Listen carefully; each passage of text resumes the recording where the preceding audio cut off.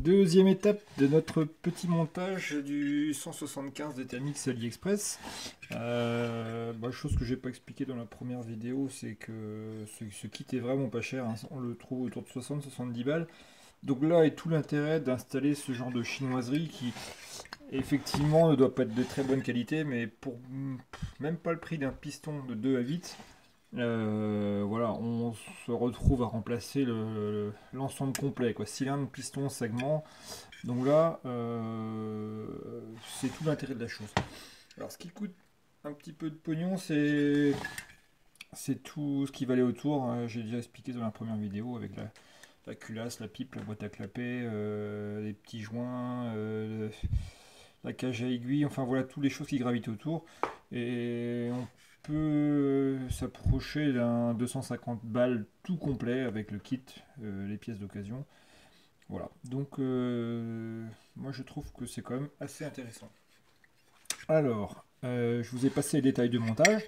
Du coup, on a ici notre moteur assemblé avec le petit joint. Voilà, il y a la pâte à joint qui est encore en train de sécher. Alors moi je monte toujours un petit peu de pâte à joint. Là, c'est un petit peu dégueulé. Je pense que dans les transferts, ça doit être pareil, mais bon, on va pas viser une machine de compétition. Voilà les deux joints de chaque côté de la cale. Notre petite sortie d'échappement. Retravaillée. Parce que d'origine, c'est quand même bien dégueulasse, faut se l'avouer.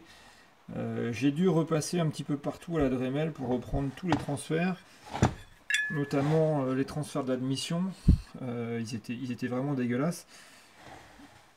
Bon, par contre, ça n'a pas énormément modifié le diagramme.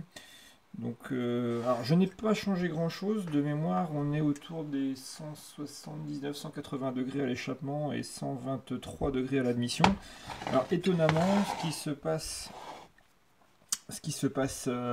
sur l'admission, c'est qu'on admet sur toute la plage. On a d'admission à 360 degrés. Contrairement au 2 à 8 qui doit admettre autour des, je sais plus, 250 degrés, quelque chose comme ça. Voilà, là on a un piston qui ouvre tout le temps. Soit il ouvre en bas, soit il ouvre dedans. Bon, j'espère que ça ne va pas donner quelque chose d'étrange au fonctionnement. On a quand même la boîte à clapet qui va faire en sorte que normalement le moteur doit prendre ce qu'il a besoin de prendre. On verra bien. Voilà, là c'est vraiment une découverte. Alors, qu'est-ce qu'on va pouvoir dire à propos de ce remontage? Du coup, voilà, on voit bien.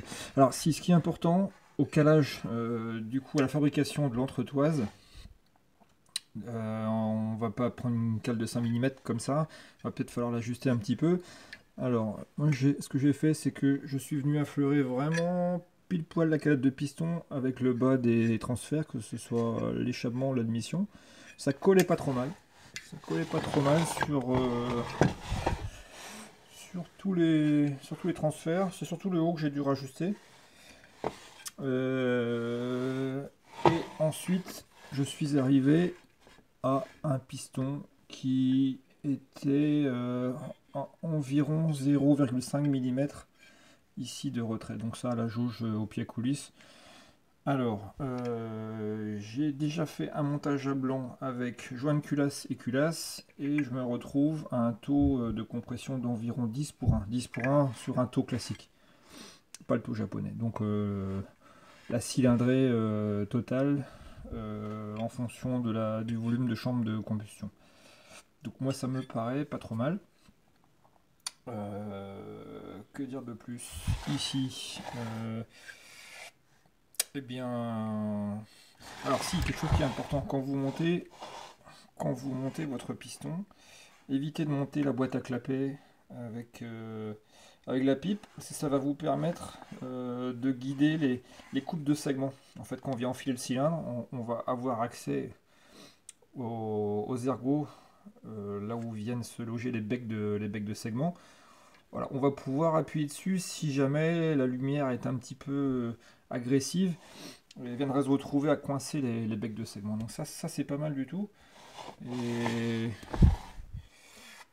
Et puis c'est tout pour cette petite vidéo. On se retrouve pour la suite une fois le montage terminé et puis peut-être les premiers essais. Allez, à bientôt.